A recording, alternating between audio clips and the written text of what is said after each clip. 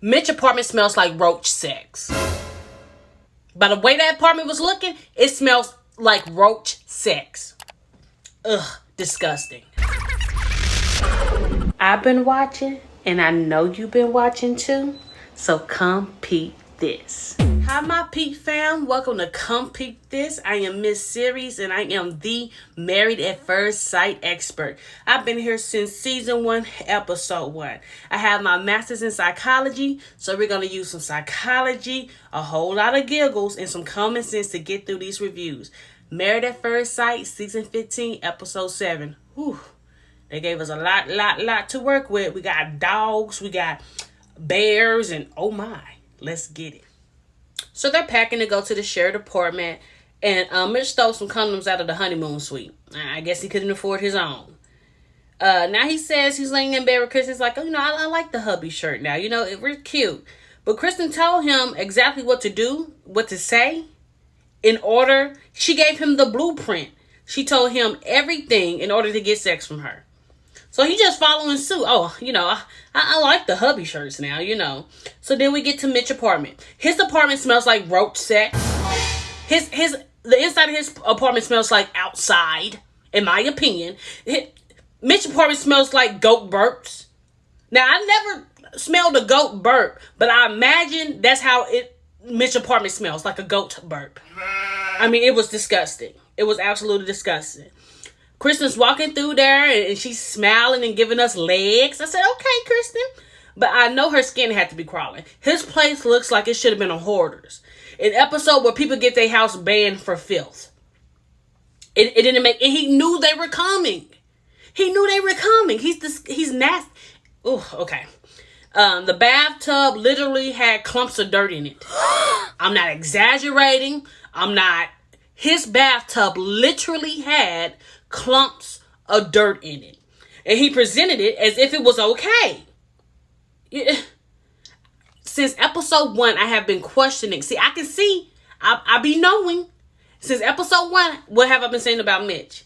His hygiene was in question. I said he looks damp. Mitch looks like he stinks. I've been saying that.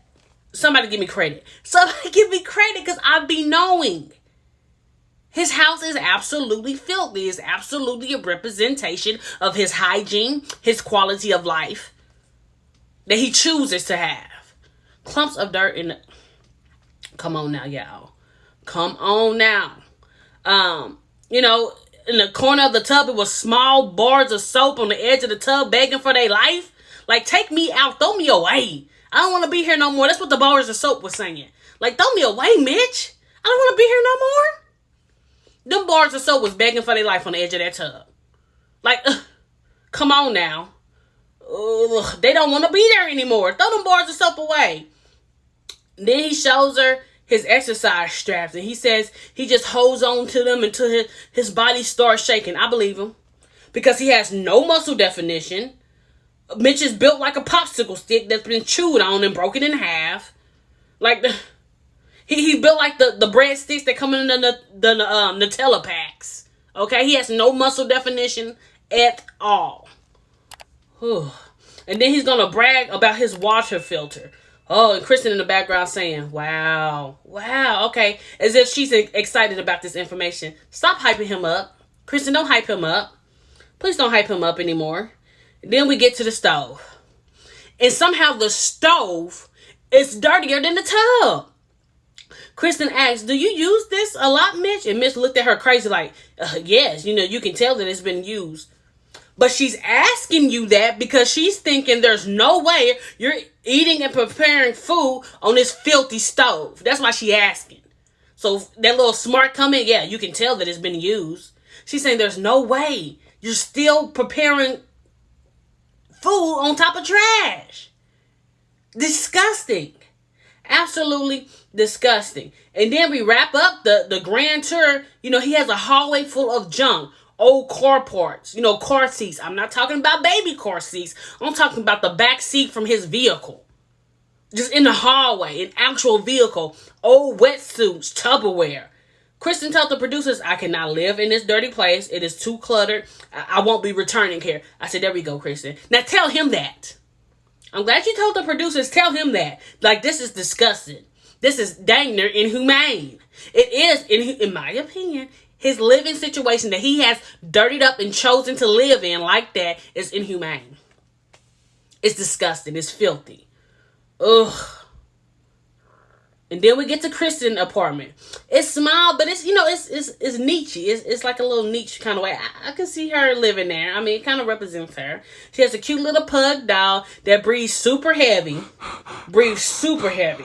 then once that dog got a whiff of Mitch, it won't be breathing that hard and that loud no more. It'll be like, I'm going to be cool because I don't want to inhale that. Once that dog smells Mitch accurately, he be like, all that heavy breath, he be like, nah, I'm gonna sip this air because I don't want to intake that in me. The dog gonna be like, no, let me get my breathing straight because I don't want to be inhaling what he putting out. His body odor is like, what? Who? When? Where? Why? That dog gonna get his breathing straight, don't worry.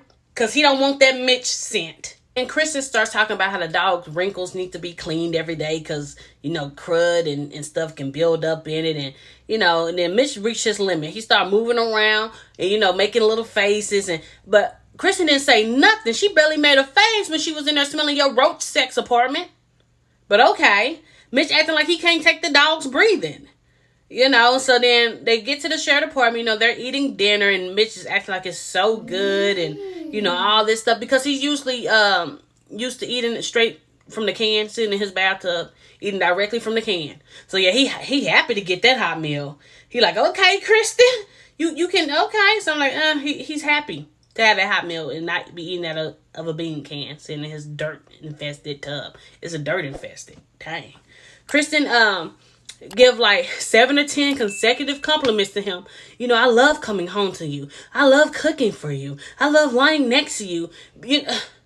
I'm like, goodness, Krysten. And he doesn't return any of them. He's like, oh, well, it's good for me. I'm like, stop slobbering all over him. She's slobbering over him more than that dog. Where's her self-worth? I wish self-worth came in pill form. We'll all go in for Krysten. Because it doesn't make any sense. He tells her how he's never been in love. And she says that she falls in love easily. That's evident. Then the drinks start pouring. And we know what happens when Mitch and Krysten start drinking. You know what I'm saying? And it's the same routine. Krysten gives him a love letter of affection. Start listing. She literally writes this dude a love letter. Saying, you're the best person I've ever met. And even Mitch said, really? Huh? She said, you're the most kind and sincere person I ever met. And Mitch looked at her. Go back and peep that. Mitch looked at her crazy and said, really? Me? Me? She's like, yeah. I'm like, Krysten. I mean, the way these women, the way Krysten and Lindy are lying to themselves is crazy. I'm thinking like, is it a cultural thing? Is it a regional thing? I don't know. I have never seen this level of open self-delusion about another person's interest and treatment of you. I've never seen it. I'm like, what? So Mitch reads the letter and says, it was literally a list of kind things. And his response is what, y'all? Y'all already know. What's his response? Thank you. Nothing in return. Nada. And then she gives him a coupon jar and said, we're going to take a bath together and then we can, be intimate. I'll be happy moving it, further, intimate. I said, Krysten, with Mitch in a bathtub, the bathtub automatically turns into soup. Not even a soup, a stew, something a little thicker. I do not want to bathe with him. It turns into neck bone water. Straight neck bone water. I would not want to be in the tub with him. And so then, and what has he done to earn your body? Like, I don't get Krysten. I don't. Pastor Cal comes over and Krysten says, oh, she loves her marriage. It couldn't even be any better, she said. So your best case scenario is your husband's saying that he's unattracted to you. That's your best case scenario. My marriage couldn't be better. What's your standards? Do you have any? Ugh. So then they told them that they, consummated their marriage. And of course, Pastor Cal, oh yeah, cheer. Why? But then he asked me, so y'all making plans in the future, for the beyond the 8 weeks? She says, no, we only talk about the next week. So you didn't lay with this dude, gave him your body. He is showing no commitment to you. Not even the bare minimum. At least Miguel and Lindy talk about decision day all the time. At least that's 8 weeks away. He said, I got 5 more days in me. We playing this day by day. But you didn't already, where's your standards? Ugh. She's like, no, we don't talk anything about the future, And so I'm like, but this is the best case you could have imagined. Okay. So Mitch says he don't want to feel pressured by his family or by her. Grow up. Mitch, grow up. They talk about more than a week. I don't want to feel pressure. You 41 years old. Grow up. Ugh. And so then they haven't even spoken about finances. So it comes out that she makes twice as much as him. I think she makes, I was kind of reading those. They had their mouth covered. I'm thinking she said 100,000. And I'm thinking he said 50,000. How they talked about children. They haven't talked about children. He wants to have children. He says in about 2 years, he says he wants to have children in a year. I said, oh my goodness. Y'all haven't even spoken. Krysten and Mitch. The delusion and the scents, the smells, the odors, is all up and through there, I guess. Don't forget to like, subscribe, and comment. Get in those comments. If you watch the video all the way through, I appreciate you greatly. Get in those comments. I always reply to my peep fam. Let's get it.